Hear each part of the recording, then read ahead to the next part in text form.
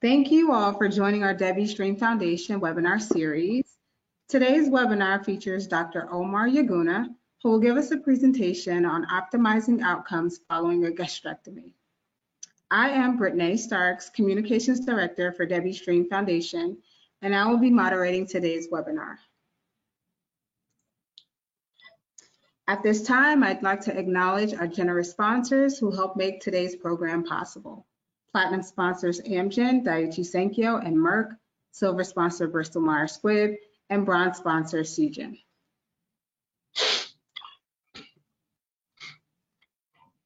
For today's agenda, I will first share information about stomach cancer and Debbie Stream Foundation. Then we will hear a presentation on optimizing outcomes following a gastrectomy by Dr. Omar Yaguna.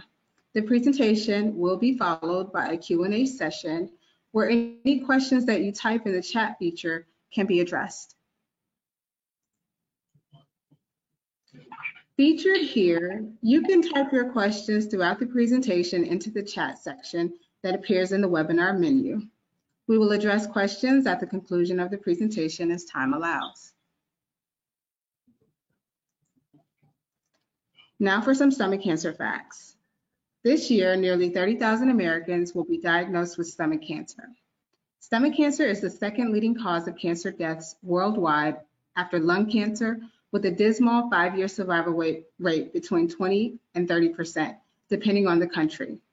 Many patients are asymptomatic during the early stages of stomach cancer, leading to late diagnosis.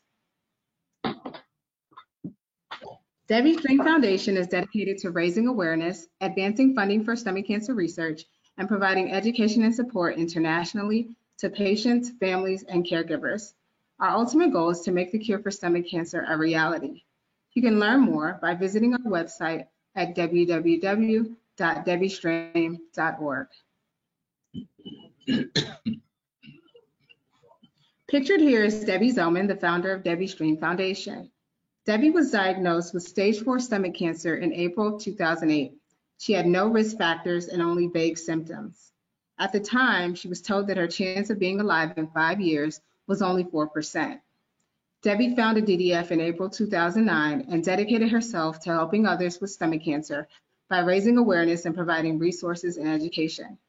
Simultaneously, she endured harsh chemo regimens and targeted treatments and experienced many recurrences. Unfortunately, Debbie passed away on December 23, 2017, at the age of 50, after a 9.5-year battle with cancer. As an organization, DDF continues her important work and legacy. Some of DDF's milestones are that we have achieved 32 chapters across the U.S., including in Canada and Germany. Our PrEP program helps patients, their families, and caregivers match with survivors and caregiver mentors using disease-specific criteria, including stage, biomarker, and location. We host educational webinars and symposia year-round, and our website contains in-depth information about stomach cancer. We also have provided $1.45 million in research grants to date. Each year, patient advocates come together at our annual Stomach Cancer Capitol Hill Advocacy Day to secure funding from the DoD's peer-reviewed cancer research program. This program allocates funds for stomach cancer research. Join us in March 2023 as we travel to Washington, D.C. to let Congress know that we need more funding for this deadly disease. And here is some of our contact information. DDF is headquartered in Fort Lauderdale, Florida. Our office hours are Monday through Friday, 8:30 a.m. to 5 p.m. Eastern Standard Time. Also on the slides are important phone numbers and email addresses that you can use to contact our office and staff. We will now begin the presentation on optimizing outcomes following a gastrectomy with Dr. Omar Yaguna. Dr. Yaguna is a surgical oncologist at Memorial Healthcare System. He treats patients with a variety of conditions, including gastrointestinal cancers, melanoma, soft tissue sarcomas, and peritoneal malignancies. He also provides hypothermic intraperitoneal chemotherapy and performs robotic surgery. We would like to thank Dr. Laguna for taking time out of his schedule today. And now, Dr. Laguna, I will turn the presentation over to you.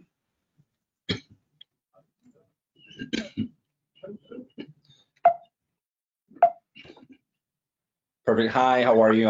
Thank you for having me. It's always a pleasure to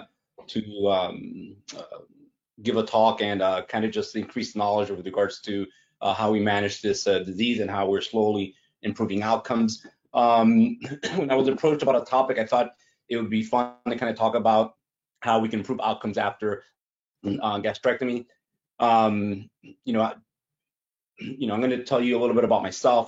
Then we're going to kind of define the problem, which is divided into, at least in my mind, to the disease process, the operation itself, the patient population, and the physician, and then how we implement the solution to this. And then we can have an open discussion. So I would like to say that I was made in America with the Cuban parts. Both of my parents were Cuban immigrants. As mentioned, I'm a surgical oncologist who primarily deals with GI tumors, and a large part of my practice is robotic surgery. I have 3 daughters, so I go to a lot of dance competition, a lot of gymnastic competitions. My wife and I were talking about looking for a 4th, looking for the boy, but I think odds are I'll end up with another girl. It'll be a blessing, but there's a lot of estrogen in my home, definitely. So, my dad used to always say, todo lo que empieza mal, acaba mal. And for those who don't speak Spanish, that translates to everything that begins bad, ends bad. And, I think about that quote, and I think about a lot of diseases we deal with, like gastric cancer. In general, we're starting at a bad place. It's the 5th most common cancer worldwide, the 3rd most common cause of cancer-related death. In the U.S., it's not that common. The prevalence is it's about 15th in prevalence, but it still is one of the leading causes of cancer-related death. And overall, there's a very poor 31% overall survival rate.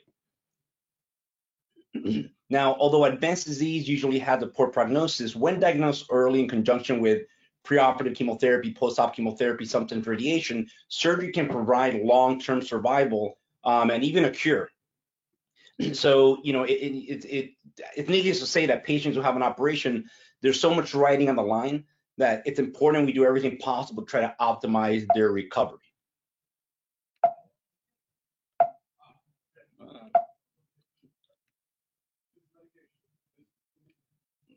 I'm having a little issues with the, all right.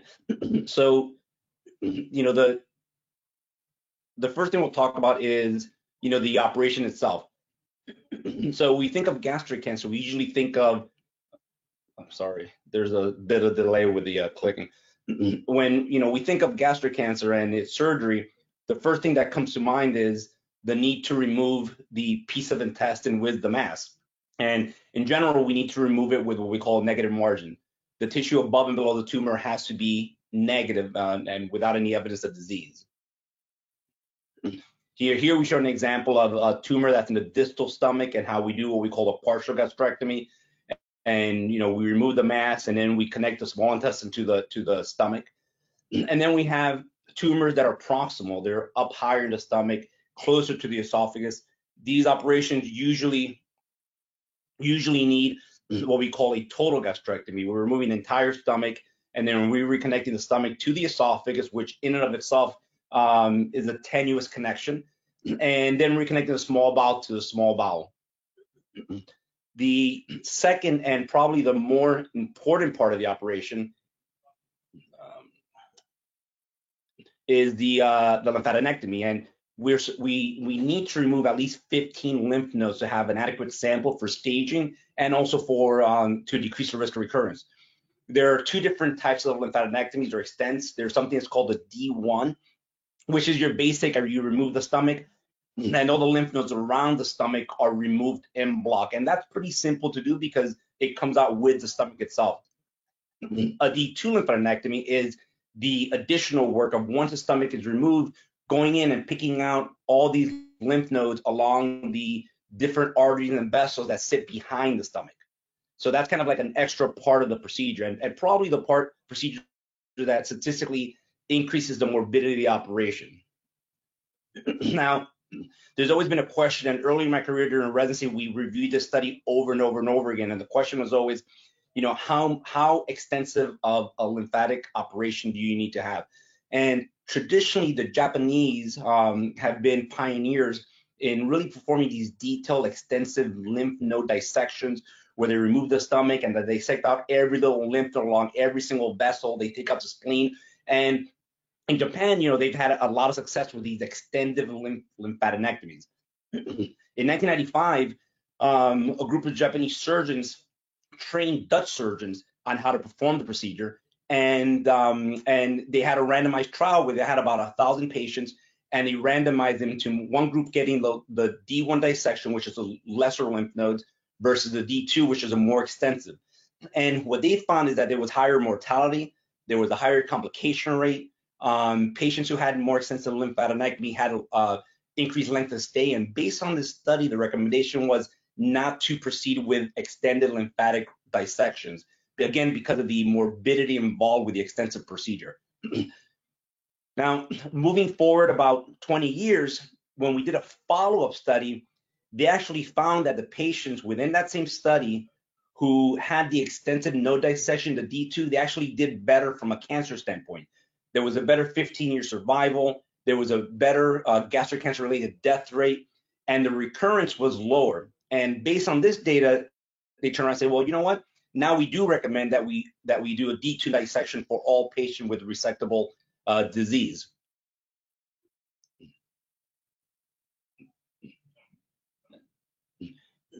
If we look at further studies, it's been shown on several different studies that the number of nodes that we removed is an independent prognostic factor. And some countries where there's more prevalence of gastric cancer and they have improved survival, they actually report lymph node yields of greater than 30 on most cases, while our standard is typically greater than 15. So, the first problem is really the operation. If you think about it, we have an operation that if we want to do it well, we have to accept the fact that it's higher risk.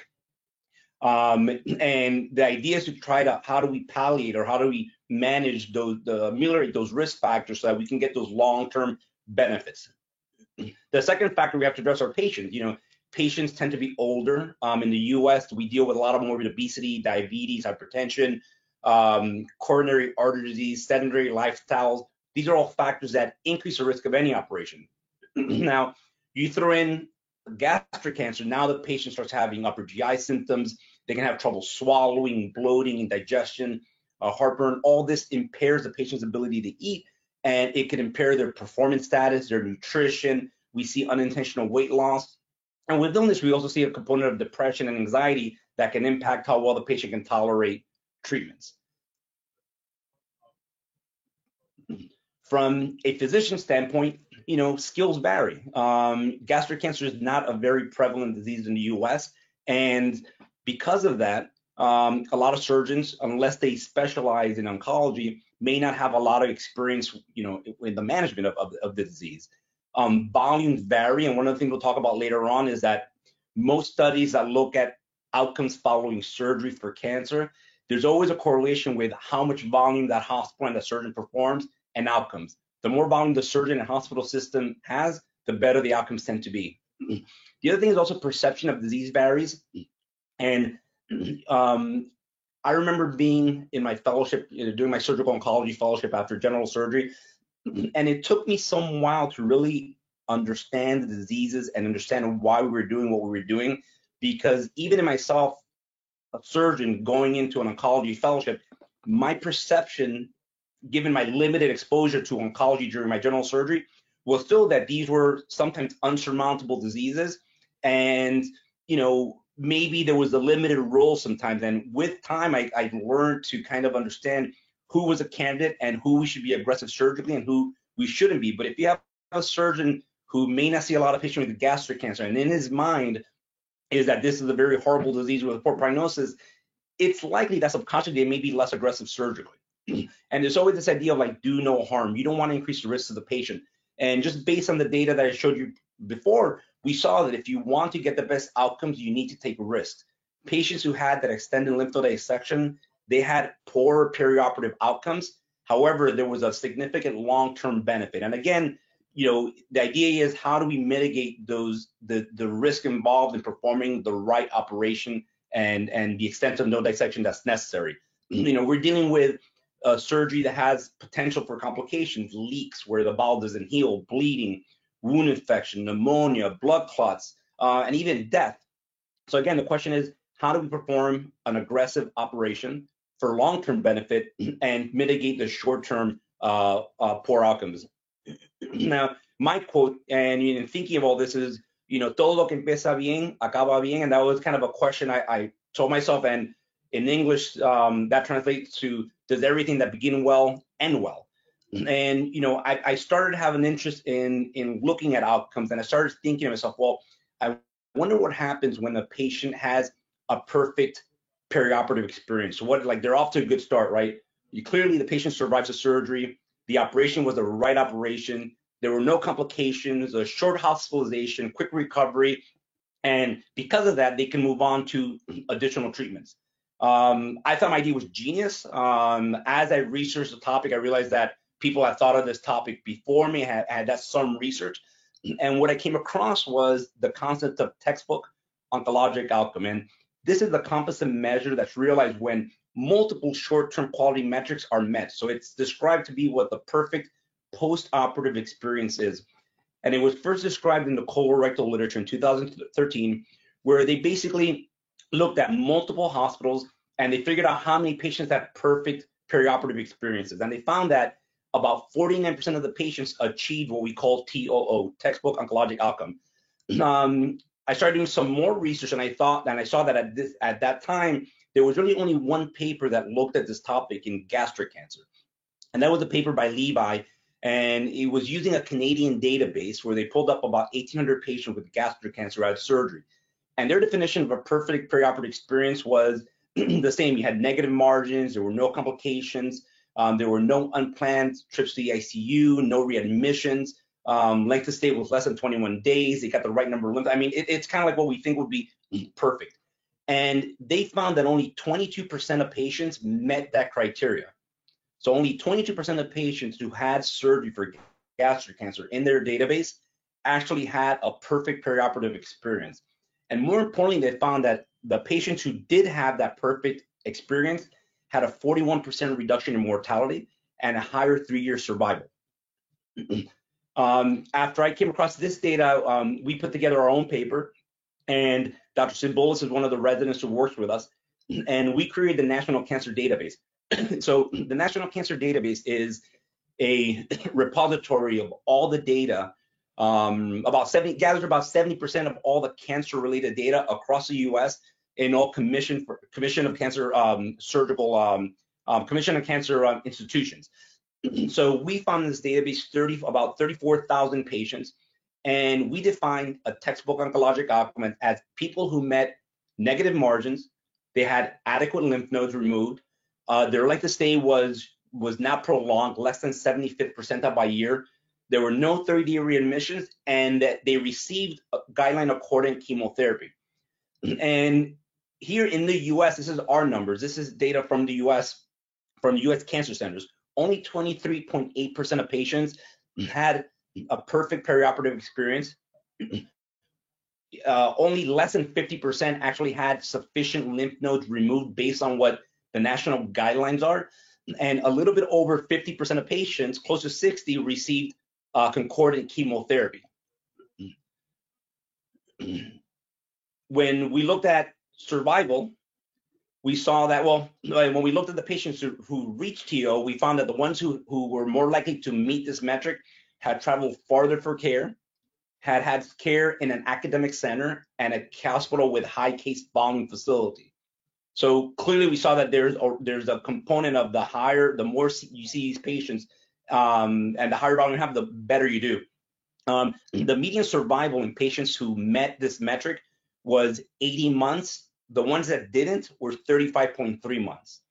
The ones that met TOO had a better 12-month survival probability, And on a multivariable regression model, meaning that the statistician plugged in every single variable, age, gender, tumor type, staging. Once we account for all that, everyone who had TOO had a significantly reduced risk of death.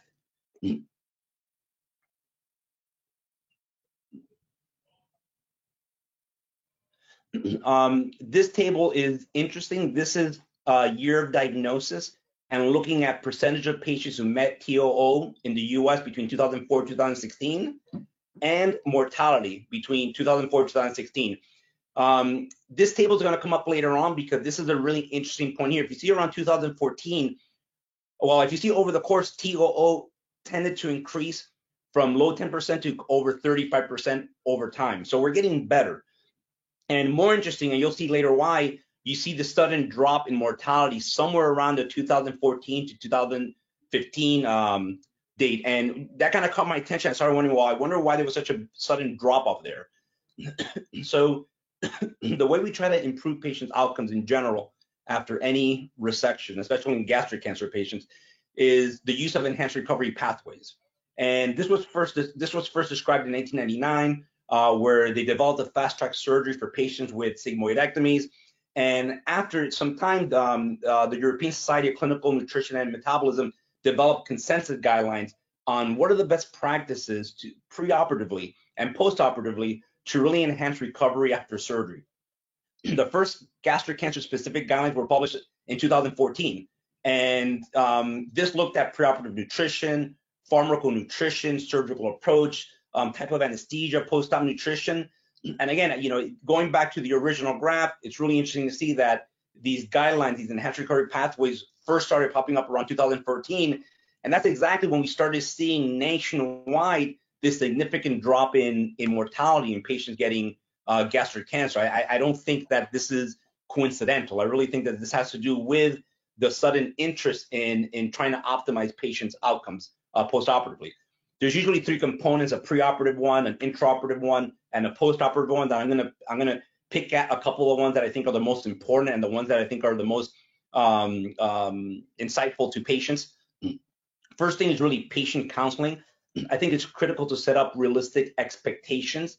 There isn't a lot of data, but the data that is available shows that extended counseling does help shorten length of stay and help patients adhere to their diets and early mobilization.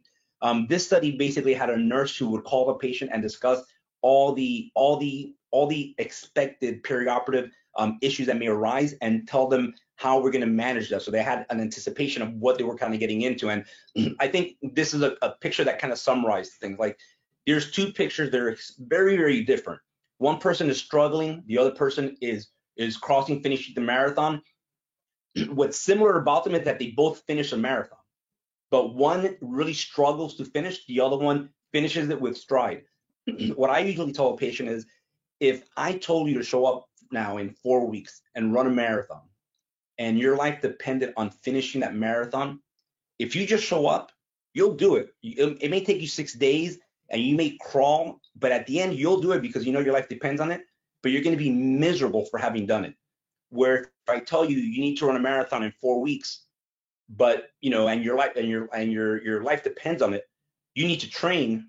You may not be a star athlete at the end of those 4 weeks, but you'll definitely be able to get through it much easier and with a lot more energy and reserve at the end. Next is really addressing nutrition. A lot of studies show that malnutrition and deficiency impairs the immune response. And it can increase the risk of postoperative complications. It's actually been linked to poor survival. The way we address this is by asking patients, have they had a weight loss of 10% or greater, or 5% or greater over 3 months with a low BMI. BMI is a measurement of your height versus your weight, and a BMI of under 18.5 is considered malnutrition. We could look at imaging, and actually, if you look at the scan, this is a CAT scan, and what's in green is muscle. And we can visually assess what we call sarcopenia, loss of muscle mass. There's primary sarcopenia, which is normal with age. So if you have an older patient, we know they're going to come in already with some component of this. And then there's secondary, which is from disuse, malnutrition, and malignancy. So we can kind of quantify through question and through imaging, who is malnourished. Now, you may have someone come in and say, well, doc, I run a marathon, I'm fit, I work out all the time, I'm not malnourished, but there's also data supporting that patients who receive neoadjuvant chemotherapy, in other words, chemotherapy in preparation for surgery, which is really probably over 80% of our gastric cancer patients, this can also lead to sarcopenia, to loss of muscle. So even if you're coming into the situation fit and healthy, we know that the treatments that you need to receive before surgery can prompt muscle loss, and that will increase your risk after surgery. So how do we optimize nutrition? And how have we proven that nutrition optimization helps? One of the studies looked at about close to 2,000 patients. They categorized them as malnourished or well-nourished, and they saw that the patients who were malnourished had a higher risk of complications. They found that it was an independent risk factor for poor survival. They had a lower disease-free survival. And these differences in survival were greatest in patients with stage 2 and stage 3 gastric cancer. When we talk about nutrition, oftentimes we think about just eat more calories. But really what we are concerned about the most is really protein. Protein requirements are elevated during states of stress. The liver creates all these what we call acute phase protein synthesis in response to stress. There is a synthesis of proteins involved in your immune function and wound healing. And although the optimal intake of protein for surgery isn't really currently defined, when we look at non-surgical nutrition guidelines for patients that are undergoing stress, typically what's recommended is 1.2 to 2 grams of protein per kilogram per day. Aside from the protein and the calories, you also think about what can we feed patients? What can we do to improve your immune function? And there are things in the market, products in the market that are called immune modulating nutrition, which are basically supplements that can help boost your immune system. And they've had studies where they show that if you randomize patients, you put one group of patients to have a regular diet, and the other one has a regular diet plus these immune supportive supplements, that patients after surgery have lower risk of infection. And as measured by different blood tests, you can see that their systemic inflammatory response, their inflammation is actually lower after surgery than the ones that didn't get the supplementation. They've done meta-analysis where they've looked at 16 different randomized trials, so high quality trials with a variety of GI tumors. And again, they showed that having this preoperative immune boosting supplements can help decrease infection and decrease your length of stay. Traditionally, if anyone's had surgery, they've been told oftentimes, well, nothing to eat after midnight. So, part of the nutrition optimization also has to do with debunking the myth that having something to drink in your stomach, a couple hours before surgery increases your risk for complications such as aspiration. They've done studies that if you drink liquids, it empties from your stomach in about 2 hours. So this concept of not having anything to eat or drink from midnight on has been debunked. If you think about it, if you go to sleep at 9 o'clock and your surgery's at 9 in the morning, that's 12 hours where you haven't eaten. Your surgery might be later than that. So you might, by the time you have surgery, you might be in a totally catabolic state where this will be detrimental to your outcome. So we really don't do this anymore. There was a large study that kind of pooled together 25 randomized controlled trials that showed that preoperative carbohydrate loading, having some carbohydrates in your system before surgery, a couple hours before, will shorten length of stay and will also increase your bowel function and increases insulin sensitivity. And the American Society of Anesthesia recommends having clear fluid carbohydrate fluid at least 2 hours before surgery, and you can have something solid up to 6 hours before surgery.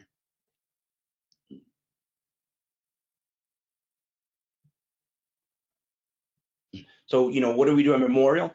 One, we screen all patients for their nutritional status before major surgery. We look at their BMI, we look at their weight loss, and we look at their oral intake over the last week.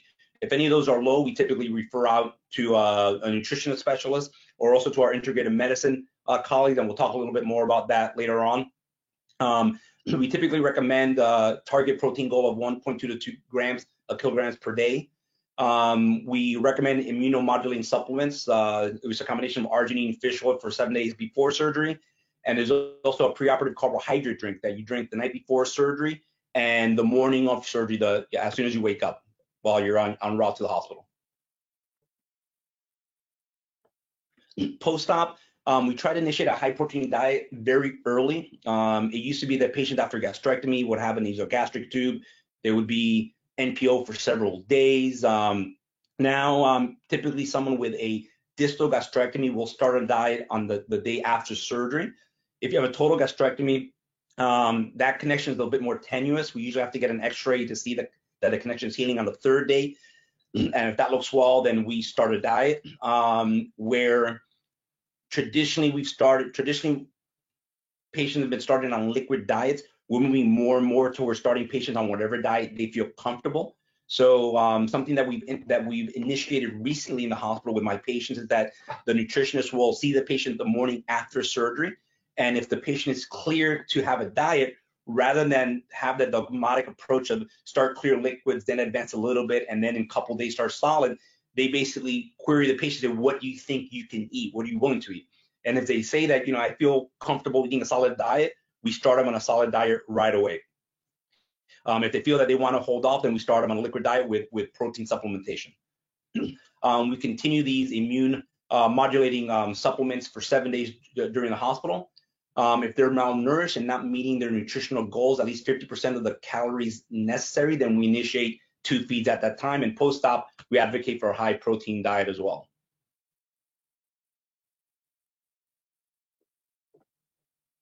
Prehabilitation. This is another concept where we're offering patients or we're recommending endurance exercise training to promote physical activity. This includes also lifestyle changes, stopping smoking, limiting alcohol. And if any of you guys have been on the Memorial website, one of the things that we're very clear about is that one of our missions is to heal the mind, body, and spirit. So I think that it's also important to talk to them about meditation, mindfulness, and prayer.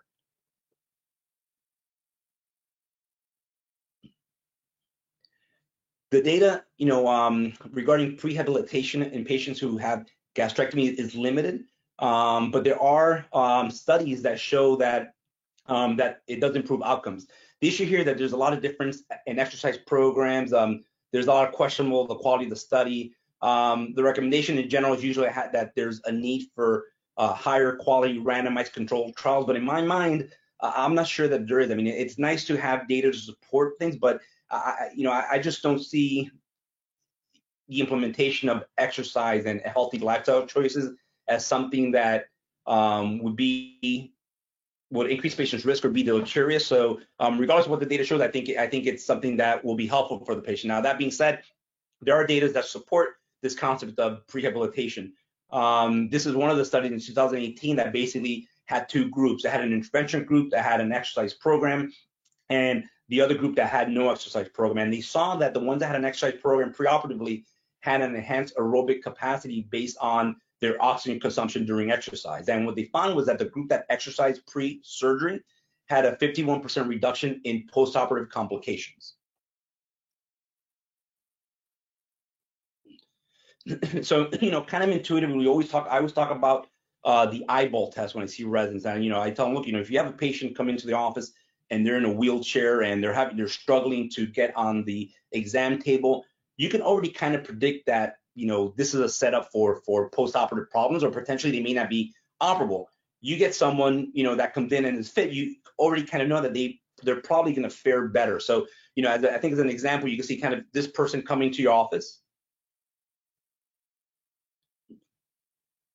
versus someone like this. And granted, this is an extreme, but I think intuitively you would think that this person would probably fare better after a gastrectomy.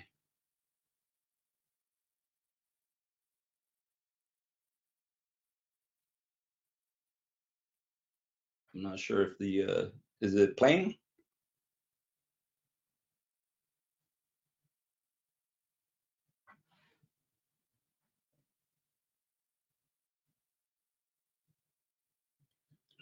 Well, I'm not sure if you guys are hearing the audio, because I'm not hearing the audio, but this is a gentleman who's 102 years old and is still competing in elderly sprinting competitions.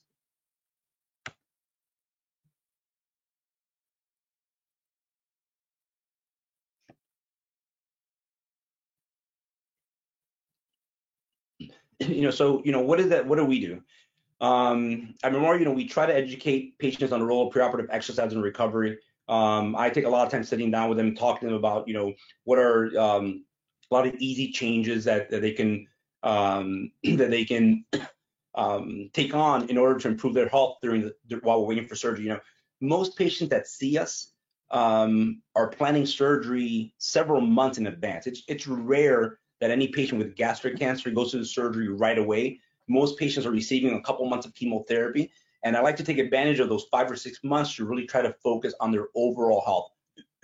Pretty much every patient is seen by Dr. Mehta, who's one of our integrated medicine specialists, to discuss health optimization strategies, whether that's mindfulness, meditation, exercise, reinforcing the dietary plan.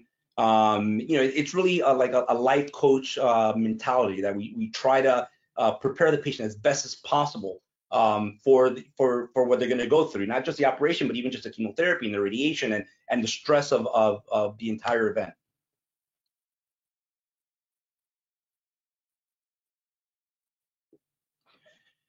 Pain management is exceptionally important. If we can control the intraoperative pain, they can use less anesthesia. We can reduce opioid use and side effects like slowing down of the intestines and constipation. We can get the patients moving quicker. This helps return of bowel functioning, and it tempers the physiologic stress response to surgery. While there's intraoperative anesthetics that are used in pain management, something that every patient receives is a TAP block. This is local anesthesia that the anesthesiologist injects into the abdominal wall musculature under ultrasound guidance. And this is something that helps control the patient's pain and limits the use of narcotics postoperatively. I looked, and there isn't a lot in the literature with regards to the use of TAP blocks in patients who have gastrectomies, but there is a plethora of data in other diseases like colorectal cancer, for example, which is another example of a disease that tends to have minimally invasive or open operations. Here they had 92 patients that were undergoing an elective laparoscopic colon resection. They randomized them to just normal anesthesia and pain meds versus the addition of the TAP block. And then they saw how often did those two groups request pain medications after surgery. And they saw that the patients who had this TAP block had a lower total dose of oral pain meds requested and used. Their pain scores with movement and resting was lower. They had a higher satisfaction score, and their time to first request of any kind of analgesia was much longer than the ones who didn't receive the TAP block, and their hospital stay was shorter. So, what do we do? In our case, all of our patients receive TAP blocks at the end of the case. The TAP block typically lasts anywhere from 24 to 48 hours. So depending on the length of the operation, I like for them to do it at the end so that they get the most benefit from it. Post-operatively, we also have multimodal pain regimens. In other words, we try to hit those pain receptor with low doses of multiple drugs so that we have the synergistic effect of the medications, trying to avoid the harder drugs like the narcotic drugs, which can have side effects. They get Toradol, which is an anti-inflammatory, around the clock for 8 hours for 5 days. They get Tylenol around the clock, whether you have pain or not. They get gabapentin around the clock. And again, this is to kind of dull down and kind of decrease their baseline pain. And then if they're not eating and drinking yet, they get morphine, PRN. But as soon as they start eating, they get Tramadol, which is an oral pain med that they can ask for every 6 hours. If patients are complaining of pain specifically in one site, like an incision, then we also use lidocaine patch, trying to avoid getting narcotics. And something that came up recently, which I thought was very interesting, and something that I'm hoping to talk to administration about is, I've had several patients who take medicinal cannabis at home, and within the hospital, they're not allowed to take their medications. And, I've seen a lot of success as an outpatient and patients managing their anxiety and pain with medicinal cannabis. And, I'm hopefully going to start talking to the administration soon about our ability to provide for them to take their cannabis while they're, during their admission.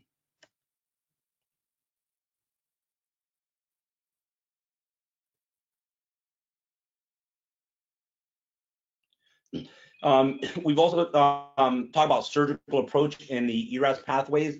One of the things that really impacted outcomes, I think, dramatically is the advent of minimally invasive surgery, whether it's laparoscopic or robotic. Randomized studies show that it's at least equivalent, but newer data really supports that outcomes are probably much better with a robotic or laparoscopic approach than with an open approach. Dr. Azalea is another one of our residents, and this is a paper that we put together and is currently in review for publication. We looked at the same National Cancer Database. Again, we kind of defined textbook oncologic outcome as being negative margins, appropriate lymph nodes, no prolonged length of stay, no 30-day readmission. Again, the kind of the perfect perioperative experience.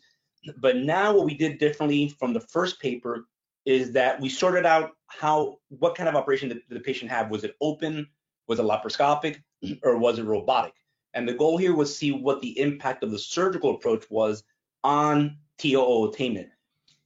Here we found about 21,000 patients that we could actually document how the procedure was performed, and only about 27% of patients had what we call a minimally invasive gastrectomy. That's what the MIG is.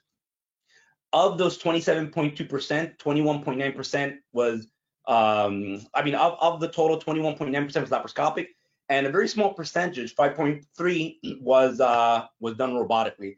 Now, remember, this is data from 2004, 2016, and robot utilization has increased dramatically over the last couple of years. So now those numbers are going to be higher in the robotic group. But again, if you look here, the interesting thing here is the blue is the open, the orange is a laparoscopic, and the green is a robotic. And through it all, the robotic group did better. There was a higher TOO attainment where nationwide, remember the initial number was 23.8, now it's 42.1.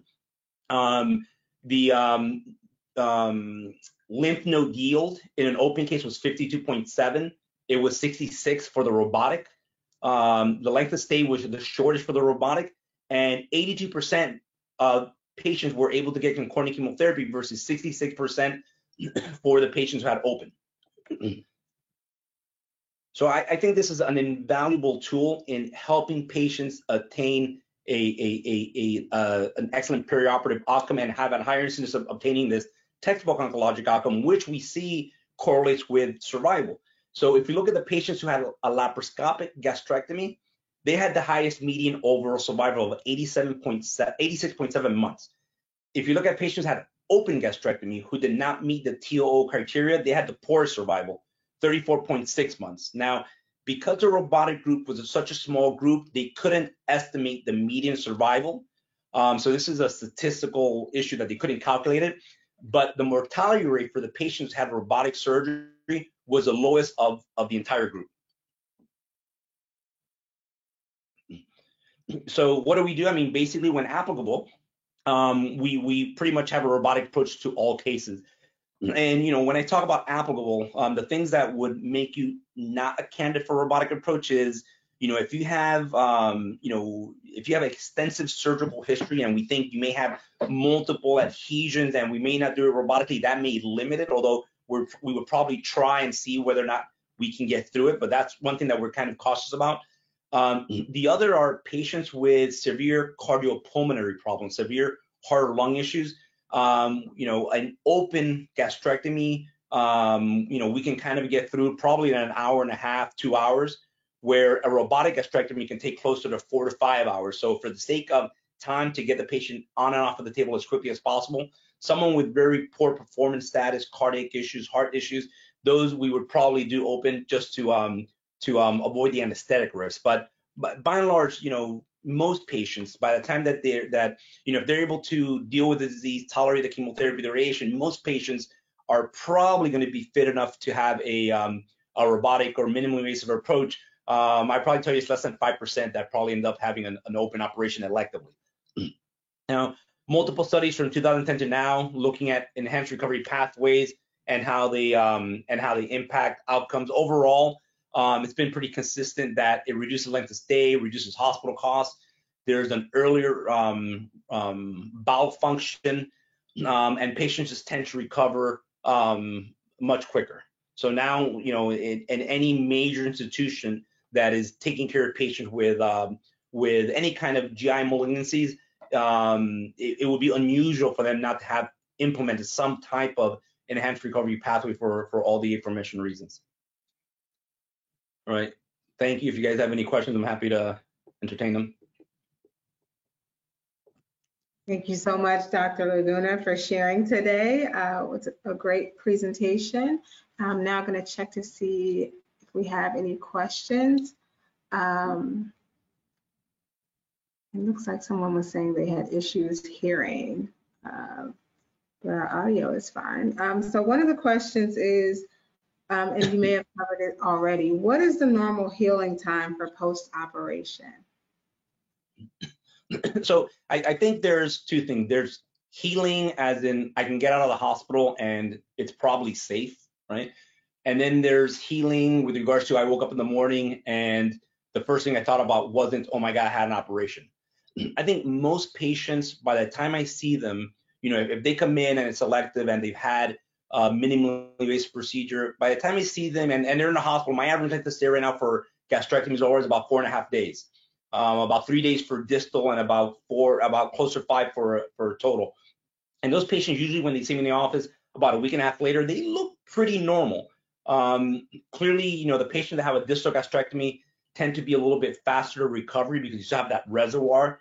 Patient with a total gastrectomy, it's a bigger operation and you have less reservoir. So, you know, you have to a lot more accommodating when it comes to the diet. But I think most patients, healing wise, like things connected within the week, things are healed up.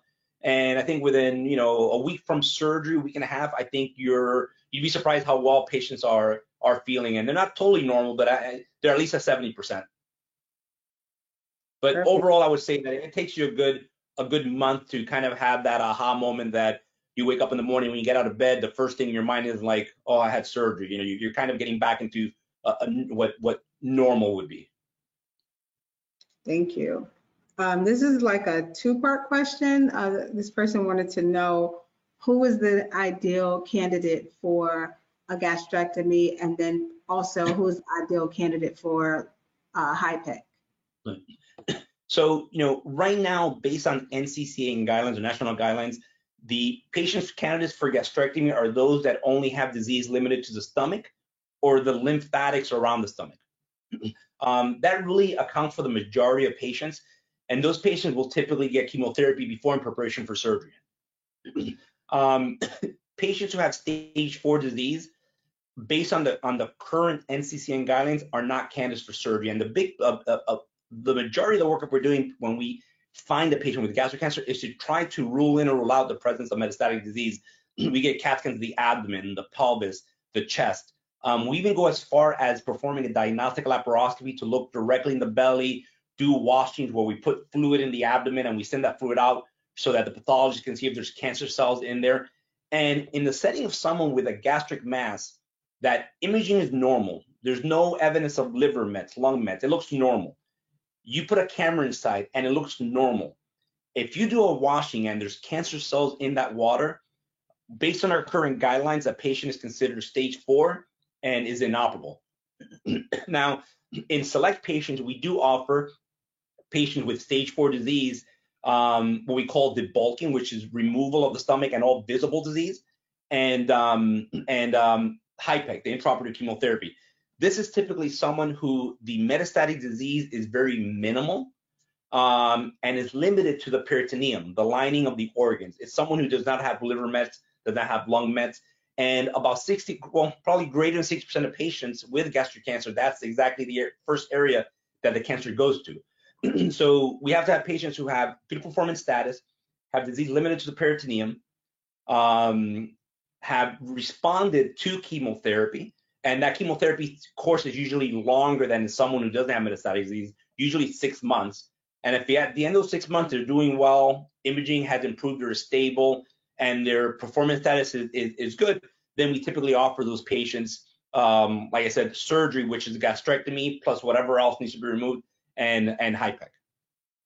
And again, this is not by any means national standards. This is something that we do kind of on the select that most peritoneal malignancy programs will perform in very highly select patients.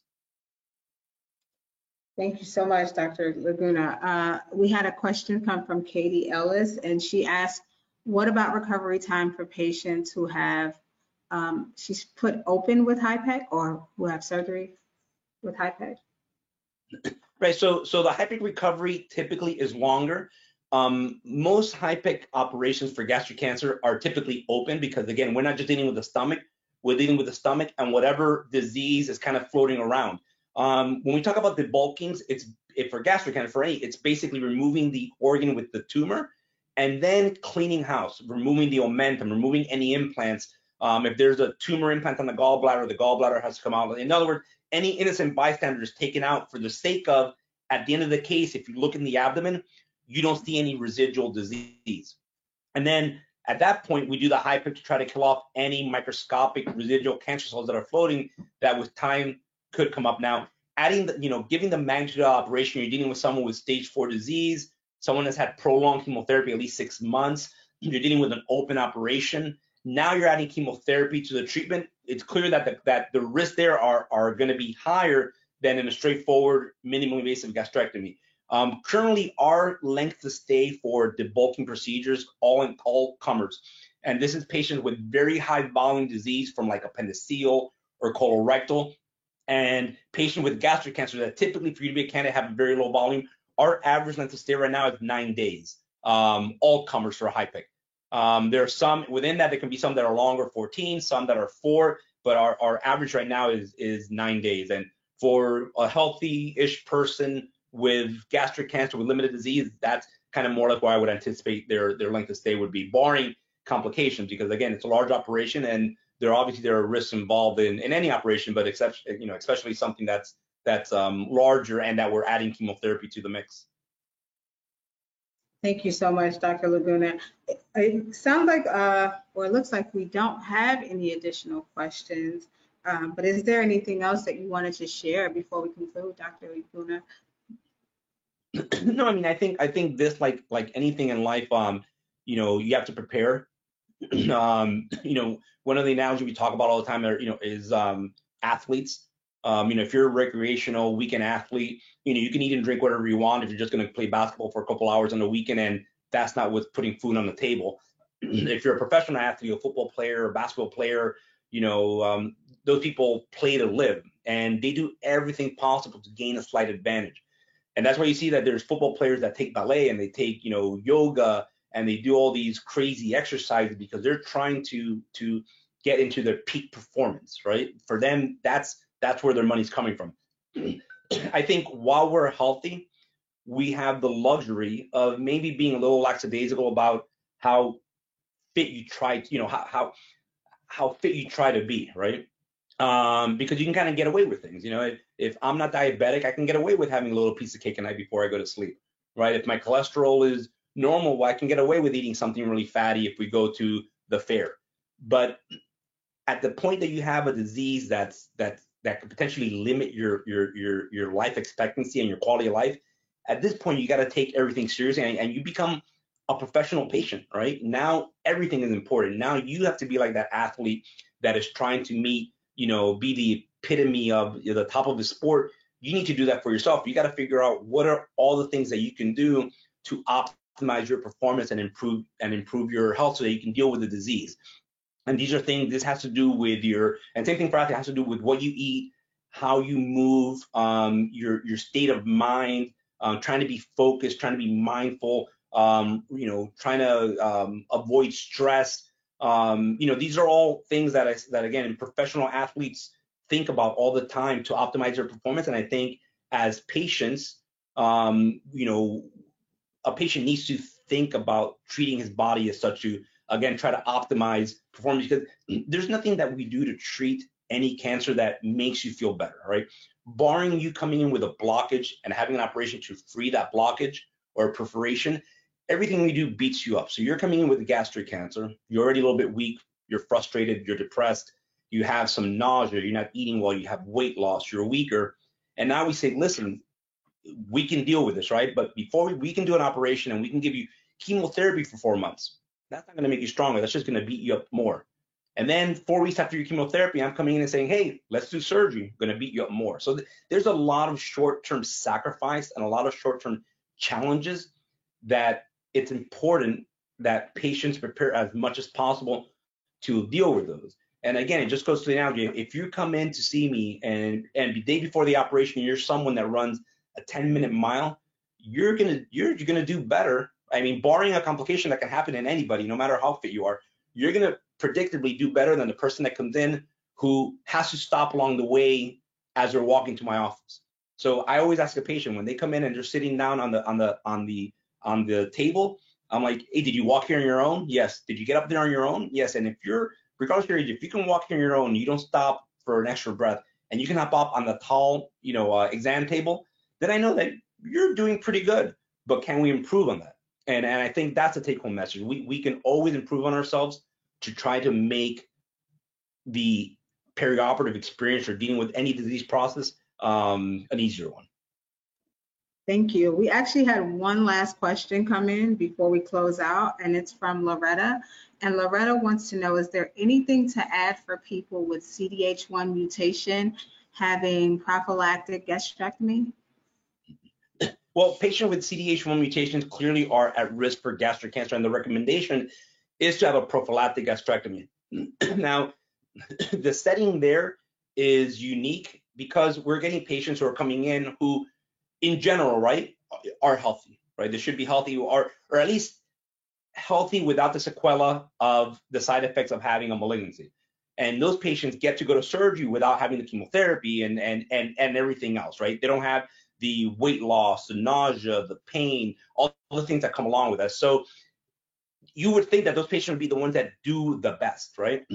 But still, we're still dealing in a society in the U.S. that we're plagued by, patients, or people who smoke, diabetes, hypertension, obesity. These are all things that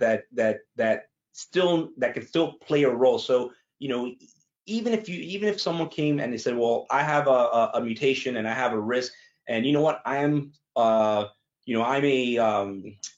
avid athlete that work out all the time and they're super fit, I would still tell that person, you know what, you can still get better, right? There's always going to be something that we can work on to improve your outcomes. I mean, think about it. Even if you're super fit and super healthy and you can fly through a gastrectomy, there's a certain level of anxiety related to the thought that you were diagnosed with something that you could potentially have a cancer at some point, and you're having an operation which isn't stress-free, and we're telling you there's a potential that even though right now we don't think you have gastric cancer, we're performing this operation prophylactically, that there's a high chance of us finding a small cancer there. Just if you think about the stress that that's going to put you through, you're going to be stressed.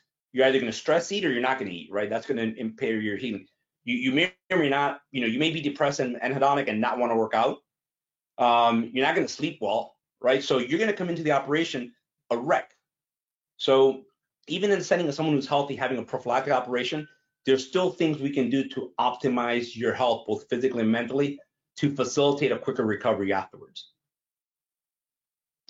Thank you so much, Dr. Laguna. We had Melissa, who just had a comment that she thought that today was very informative, and she thanks you. And Debbie's Dream Foundation thanks you as well. Unfortunately, we are out of time, and we want to thank you for joining us and sharing your expertise. No, you're welcome. Thank you for having me. I appreciate being here. Thank you. And so at this time, I'd just like to share that you can visit our website for some of our upcoming events and programs as are listed here. And this concludes today's presentation. We would like to thank our sponsors featured here, as well as Dr. Laguna once again for taking time out of his busy schedule to share with our community.